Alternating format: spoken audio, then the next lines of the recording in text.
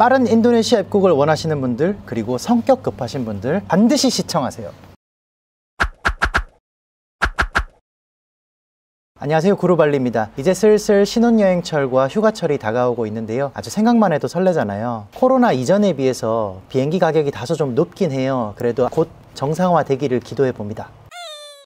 아무래도 직항은 좀 아직 비싸지만 실속 있는 여행객이라면 경유편을 알아보는 것도 한 가지 방법이에요. 예를 들면 인천, 마닐라, 발리, 또는 인천, 싱가폴, 발리, 인천, 쿠알라룸푸르, 발리, 그리고 인천, 호치민, 발리, 이렇게 4가지 경유편이 직항편보다는 굉장히 저렴한 가격으로 5, 60만원 왕복 가격으로 이용 가능하니까 이렇게 구글을 활용해서 항공편 티켓팅을 하는 것도 하나의 꿀팁입니다. 왜냐하면 이런 티켓들은 일반 항공권 티켓팅하는 홈페이지에서는 찾기가 좀 어렵거든요.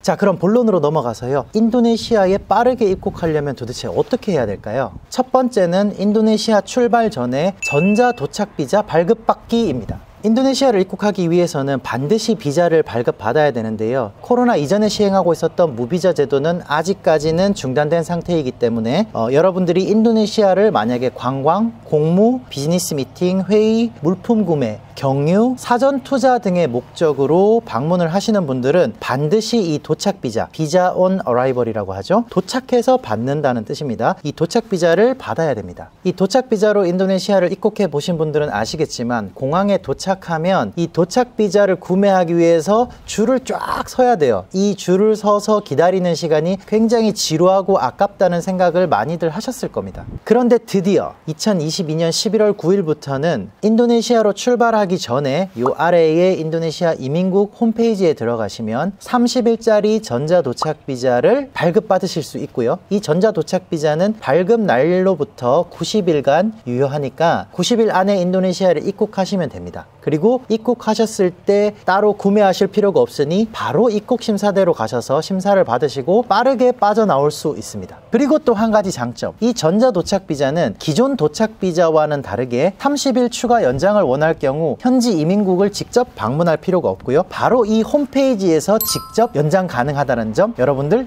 참고하세요. 전자 도착 비자의 경우만 이렇게 손쉽게 연장 가능하니까 여러분 혼동하지 마세요. 다만 이 이민국 홈페이지가 영어로 되어 있어요. 그래서 이 부분이 좀 단점인데, 만약 이 영상 인도네시아 이민국 관계자가 보고 계시면 제가 깔끔하게 번역해 드릴 수 있는데 이민국 관계자의 연락을 기다리고 있겠습니다. 자, 이렇게 인도네시아 전자 도착 비자를 신청할 때는 홈페이지 들어가시기 전에 미리 유효기간이 6개월 이상 남아있는 여권과 그리고 여권 사진, 그리고 파일의 크기는 200kB를 넘지 않는 JPG 또는 JPEG, PNG 파일로 준비를 하시면 되고요, 그리고 유효한 이메일 주소, 그리고 비자 비용은 50만 루피아인데 결제하실 때는 이제 신용카드를 사용해서 마스터나 비자나 JCB 표시가 있는 이 신용카드로 결제가 가능합니다.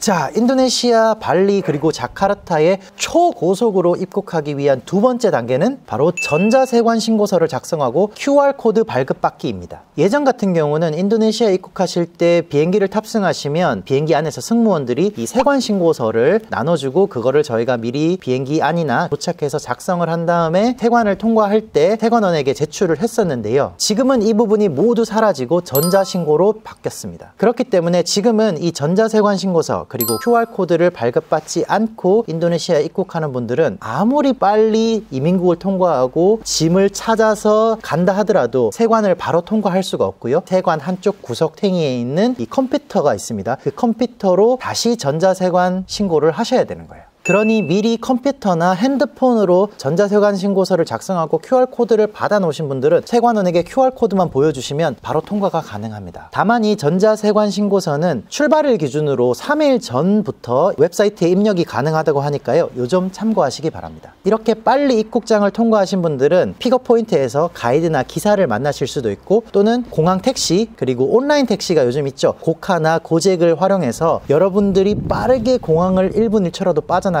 좀 더 많은 시간을 발리 그리고 인도네시아에서 즐기실 수 있으면 좋겠습니다. 이상 빠른 인도네시아 입국을 위한 꿀팁이었는데요. 다만 한 가지, 아무리 이렇게 빠른 절차 수속을 거친다 하더라도 막상 수화물 짐이 늦게 나오는 경우가 좀 있어요. 이럴 때는 정말 답답하지 않을 수 없는데요. 그렇다고 화가 나면 이 즐겁게 여행 온 기분을 망칠 수 있잖아요. 그래서 내가 한국이 아니라 인도네시아에 놀러 왔지, 맞아, 인도네시아는 이 여유의 미학이 있는 나라지, 이렇게 좀 너그럽게 생각해 주시면 좋을 것 같습니다. 그럼 다음 시간에 더 좋은 정보로 여러분들 찾아뵙도록 하겠습니다. 삼바이 줌빠.